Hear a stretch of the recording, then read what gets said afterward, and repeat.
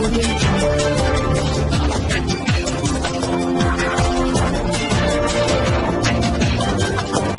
भारत, केवल खबरें और कुछ। नमस्कार, मैं हूं अंजलि। आरपी भारत में आपका स्वागत करती हूं। तो चलिए शुरुआत करते हैं आज की किसी प्रमुख खबर से। बीजेपी के वरिष्ठ कार्यकर्ता, पूर्व प्रत्याशी, पटना स्नातक निर्वाचन क्षेत्र वर्तमान में चुनाव लड़ रहे आचार्य वेंकटेश कुमार शर्मा ने कहा कि कोरोना जैसी महामारी जो तमाम देश में फैली हुई है, इसे देखते हुए विधानसभा चुनाव को लेकर अपनी प्रतिक्रिया दिए। आपको बताते चले कि महागठबंधन में और एनडीए में जो तकरार चल रही है, उसे देखते हुए वेंकटेश शर्मा ने कहा कि हमने लालू का भी शासन देखा और नीतीश का भी शासन देखा। वेंकटेश शर्मा ने अपनी पार्टी से दलित मुख्यमंत्री की मांग की है। वेंकटेश कुमार शर्मा ने कहा, जो पूर्व में अभी विधान परिषद का चुनाव हुआ, उसमें भी सोशल डिस्टेंस रखते हुए भी विधानसभा के सदस्य कोरोना पॉजिटिव पाए गए।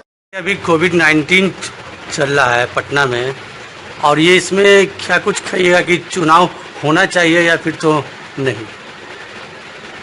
देखिए, सबसे पहले तो कोरोना की इस वैश्विक महामारी में जो स्थिति बना हुआ है, उसको देखने से तो ऐसा लगता है कि चुनाव समाज के लिए भी हितकर नहीं है।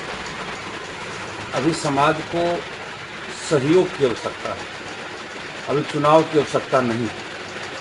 क्योंकि प्रदेश के अंदर जिस तरह से कोरोना अपने आप को फैला रही है, उससे यह लगता है कि आने वाले दिन में कोरोना और बढ़ेगी। क्योंकि हाल में जो विधान परिषद का जो चुनाव हुआ विधायकों के द्वारा, जबकि उसमें मतदान नहीं कराया गया, उसके बावजूद विधान परिषद के सभापति और कई सदस्यगण प्रभावित हुए। तो कहीं न कहीं, जबकि सोशल डिस्टेंस का पालन किया गया, सारे मापदंड को रखने के बावजूद भी कोरोना वहाँ फैली। तो इससे लगता है कि चुनाव को टालना चाहिए, जब उचित समय हो तब चुनाव कराना चाहिए, जैसा हमें लगता है। जैसा कि अभी राजनीतिक में जो देखा जा रहा है कि महागठबंधन में भी टकरार चल रही है और तो एनडीए में भी, तो क्या कुछ कहिएगा? देखिए, सवाल है कि दोनों जो गठबंधन हैं, महागठबंधन है और एनडीए, दोनों गठबंधन के जो ध्रुव जो बन रहे हैं बिहार में, वो आपसी तालमेल उन लोगों के बीच में नहीं बन पा रहा है, जिसके कारण जनता तमाम चीज़ों को समझ रही है। और जहाँ तक हमारी सोच है कि बिहार में या भारत में कोई भी चुनाव हो तो सबों को स्वतंत्र रूप से लड़ना चाहिए, ऐसी व्यवस्था बननी चाहिए पहले। क्योंकि चुनाव के पूर्व जो गठबंधन होते हैं, वो गठबंधन कई मायने में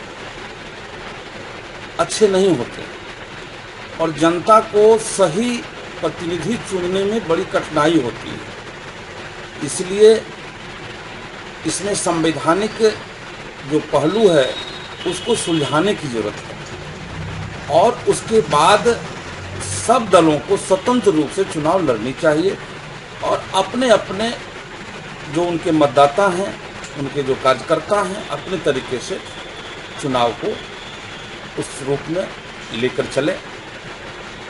दूसरी सबसे बड़ी बात है कि 1990 से लेकर 2020 में 15 साल लालू जी का शासन रहा, 15 साल नीतीश जी का शासन रहा।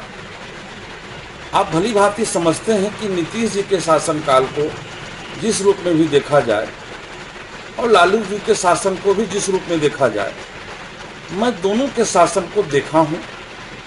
दोनों का शासन सकारात्मक शासन नहीं रहा।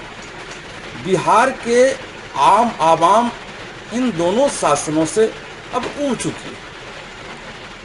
और क्योंकि मैं एक भारतीय जनता पार्टी का पूर्व में पटना स्नातक निर्वाचन क्षेत्र का प्रत्याशी भी रहा हूं और वर्तमान में भी मैं चुनाव मैदान में हूं,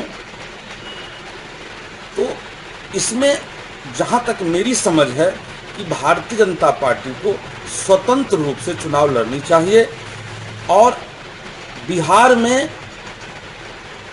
दलित मुख्यमंत्री की जरूरत है। दलित समाज से मुख्यमंत्री को आना चाहिए, क्योंकि तमाम लोगों को आजमा लिया गया है। इसलिए भारतीय जनता पार्टी के नेताओं से भी मेरी व्यक्तिगत मांग है कि दलित के रूप में आप अपने लीडरशिप को उभारिए और उसके माध्यम से, उनके माध्यम से बिहार को एक नई दिशा देने की जरूरत है। बिहार की जनता भारतीय जनता पार्टी की सरकार चाहती है और एक बार भारत में हमारी सरकार है, बिहार में भी हमारी सरकार होनी चाहिए, जैसी मेरी धारणा और मेरी विचारधारा। धन्यवाद। क्या नाम हुआ आपका? आचार्य वेंकटेश शर्मा। विपक्ष राजनीति छोड़ सरकार और जनता का सहयोग करें। पटना एम्स को पूरा कोरोना अस्पताल घोषित किया गया है। बिहार के सभी स्थानीय मेडिकल कॉलेज अस्पताल में कोरोना जांच हो रही है। बिहार भर में कोरोना स्पेसिफाइड हॉस्पिटल घोषित किए गए हैं। केंद्र सरकार और राज्य सरकार हर संभव प्रयास कर रही है। बिहार में विपक्ष से मैं बार बार यही रिक्वेस्ट करता हूं कि केंद्र सरकार, राज्य सरकार कोरोना की रोकथाम के लिए हर संभव प्रयास कर रही है। आम जनता भी सहयोग कर रही है, इसमें सहयोग करें। बिहार सरकार ने पटना एम्स को कोरोना स्पेसिफाइड जांच केंद्र और हॉस्पिटल घोषित कर दिया गया है। उसी तरह से सराउंडिंग डिस्ट्रिक्ट्स के लिए जो SKMCH है, DMCH है, ANMCH है, उन सभी को सराउंडिंग डिस्ट्रिक्ट्स के लिए कोरोना जांच केंद्र और स्पेसिफाइड हॉस्पिटल घोषित किया गया है। सरकार हर संभव प्रयास कर रही है और कहीं भी किसी को प्रिविलेज नहीं है, सभी लोग वहां जा सकते हैं, जांच करा सकते हैं। किसी भी तरह का प्रोपेगेंडा इस वक्त में नहीं करनी चाहिए, राजनीति नहीं करनी चाहिए। जन सहयोग की भावना विपक्ष रखे। देवघर जिला के मधुपुर शहर के कालीमंडा के पास देवानंद क्लिनिक के सामने से एक साइकिल सवार उचक्के ने कार से कीमती मोबाइल निकालकर 9-2-11 हो गया। मामला कोलकाता के रहने वाले रवि अग्रवाल के रिश्तेदार संजय कुमार अग्रवाल ने बताया कि अपनी गाड़ी जिसका नंबर WB02AJ5344 खड़ी कर जैसे अंदर गए और मोबाइल गाड़ी में रखा 70,000 का एप्पल 11 आईफोन एक साइकिल सवार उचक्का लेकर फरार हो गया।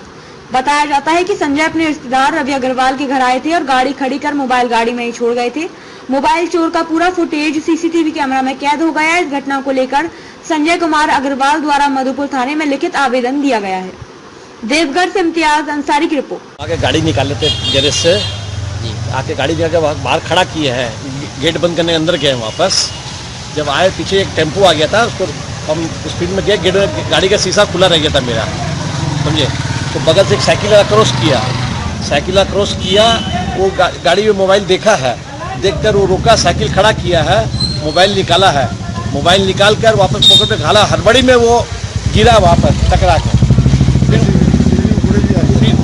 10 कदम 20 कदम आगे बढ़ के वापस वो साइकिल गिरा है, गिर कर वापस साइकिल उसने सीधा किया अपना और सीधा करके वापस भागा स्पीड में एकदम।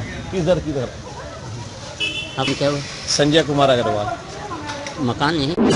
मसलिया थाना क्षेत्र के मकरमपुर गांव में रविवार को वज्रपात से 2 युवक की मौत हो गई, वहीं दुकानदार घायल हो गया। मृतक की पहचान धरमपुर गांव के 17 वर्षीय राजीव हांसदा तथा आसनपानी गांव के 24 वर्षीय सोमलाल बेसरा बताया जा रहा है। वहीं वज्रपात की चपेट में आने से 27 वर्षीय मिठाई दुकानदार बाबुल दास जख्मी हो गया है।